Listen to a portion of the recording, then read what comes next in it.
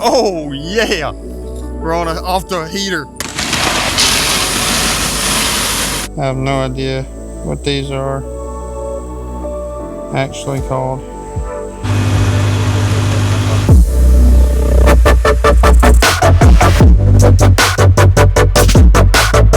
Probably got some holes right there.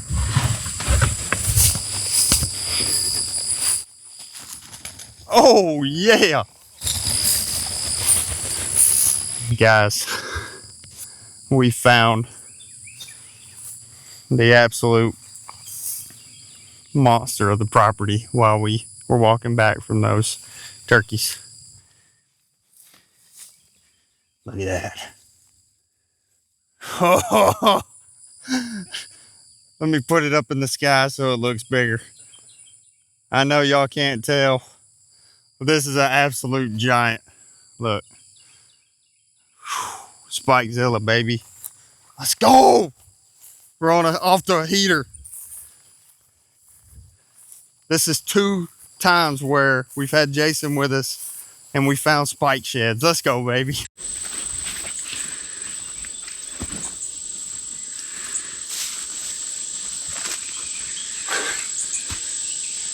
I was trying to get it turned on. So I use a GoPro Hero 11 out here, and I have a backup camera, which is this, which we affectionately refer to as the No Pro, and we just lost it in that.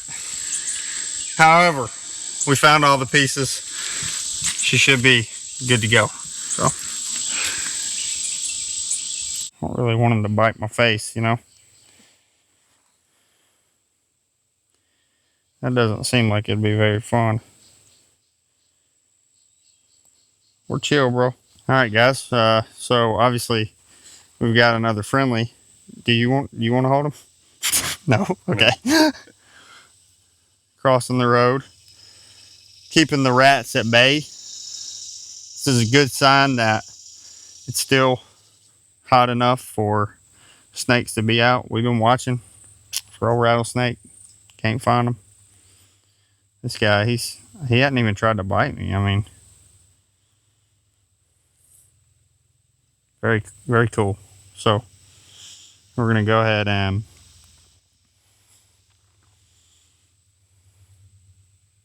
let him go. But there he is, hanging out. I think it's a king snake, but I'm not a snake expert, so I'm pretty sure he's pissed on me. But anyways, me and Jason are out here, and we're scouting the straw a little bit, putting some feed out. And we're getting close, mid-July. But I feel like no matter how long you hunt, you can hunt with amazing guys, like incredible hunters. And you just can't learn everything from one person. I feel like I know so little about it. I feel like I'm way closer to knowing nothing about hunting than I am to knowing everything. And if you surround yourself with guys that you can take little tidbits from, you know, little pieces of information that helps you in the type of woods that you're hunting. You gather a bunch of information, figure out what works. What worked for you last year may not work for you this year, but what worked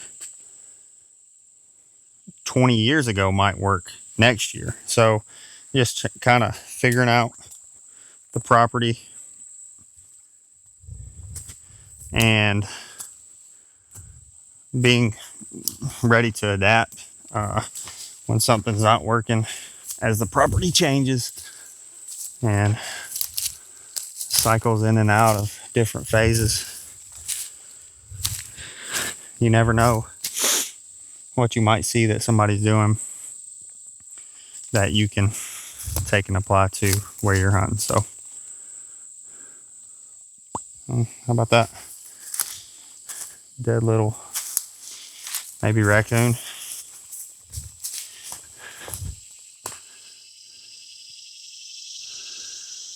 I have no idea what these are actually called. We call them banana spiders. Man, that feels so weird. The less we're out here in the off season, the higher the chance is that you show back up and you're driving one of the roads and you eat one of those right in your face. We're pretty sure that's why my youngest brother, Miles, quit hunting, was because he was sitting on the front of the four-wheeler with my dad, and they were driving along, and he ate one of those. He was basically the lane clear. All right, we're hanging out. We got Jason down here. Awesome dude, member of the club. And he's working really hard today, slinging feed. And I'm basically just changing SD cards. But we want to do something a little different when we have people out here hanging out. Probably going to have a lot of different people doing that. I'm going to ask them some questions and see what they answer. So, question number 1, Jason. All right. What's your favorite part about the off season when it comes to just working the land or whatever? My favorite part is leads up right to season. It's running the tractors and planting the fields, but it's hard to beat getting pictures back through the off season. But I do love running the tractor. Heard that. He actually probably about an hour ago was like, man, I can't wait till I get to be on the bush hog. So Yep. That's awesome. All right, number 2, who kills the biggest buck on the property this year? Oh man.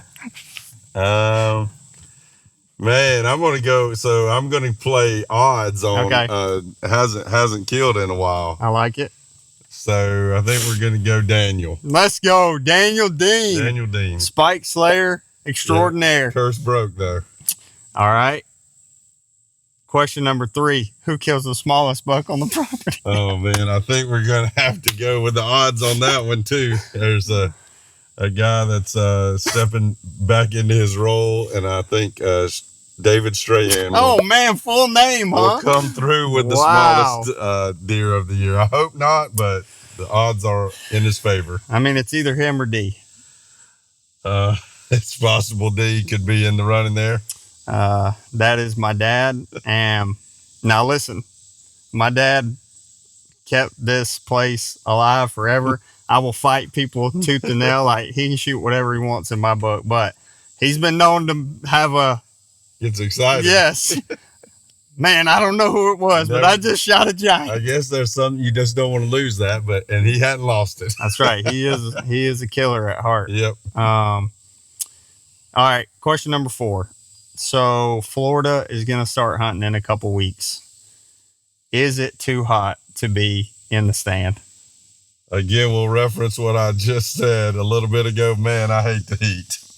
I am not a fan of the heat, and I would go with yes, it is too hot to be in the stand. If you're in Florida and you're about to climb into a lock home, got your saddle, box, doesn't matter. Box will probably be the worst, but man, good luck. I hope more power to you. That the clouds are thick. Maybe even it rains. I mean, I would be all for that as opposed to, 100 degrees in the deer stand. And then number 5, these are quick and easy. What's one goal you have for this season? So before you answer, 2 years ago? Yep. 2 years ago, Jason, he had never killed a 200-pound deer, which our deer max out at 215 to 220 is going to be our biggest buck. Some of them never get to 200 pounds. Jason was going into the year. He's like, I want to kill a 200-pound deer. I want to kill a 200-pound deer. We can post pictures of the 2 bucks he killed. We called one Prodigy. We called the other one Old Split Toe as a tip of the cap nod to TK and Mike. But he was after those 2 bucks. One of those 2 bucks. I guess like he wanted to kill one of those 2 bucks. We thought they were 200 pounds. Both of them tipped the scale as one of them was 201 pounds, and then you killed one later on in the year, but he was like 180 something after the rut. Like definitely 200-pound buck. Killed the 2 target bucks that he was after. The story's even cooler because we had a bachelor group way back, probably, I don't know, it's 6-7 years ago, of 4 bucks in it. And one of them was a shooter. Jason killed him. We called him Mega 7.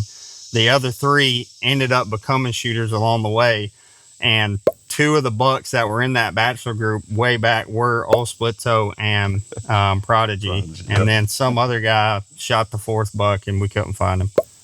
So that whole bachelor group, we watched them grow to maturity, and Jason killed 3 of them. So that's just unbelievable. What one goal for this year, going into the season, that you're trying to accomplish? So this year, and I tried to accomplish this last year. So coming off that high the year before, but my son is now, he was 11 last year. He's 12 this year. We're trying to get him his first buck, whether it be a bow kill or a gun kill. We're still trying to do that, but I think great opportunities in bow season for us. So I'm going to really try to hunt with him a lot and be in the stand with him and try to get him his first buck this year. Love it. So just so you know, I didn't tell him what the questions were. I knew Jason was going to say that as the goal for this year, and it's awesome just to hunt with guys that, you know, obviously that's his blood relative, that's his son, so he really wants the best for him. But like, just to hunt with guys that value other people, you know, just to be able to look past himself. And man, I would go without killing a buck for 5 years if Jackson could kill a buck this year. I think that'd be incredible. I mean, he shot probably a few years ago, he shot a buttonhead and he wanted the skull. He wanted to keep the Euro out. Like, he's just deep in it. Loves being down here, so that's awesome. And that concludes our 5 questions. It's raining, boys.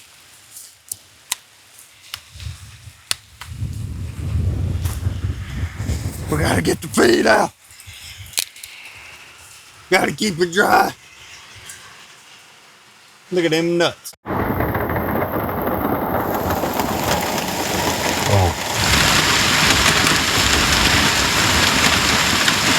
So the no windshield is nice when it's really hot, because you basically got makeshift old school air conditioner, but we're getting soaked riding. Hindsight is, now would have been a better time to do the questions, but we didn't know it was going to rain, so it could happen at any moment.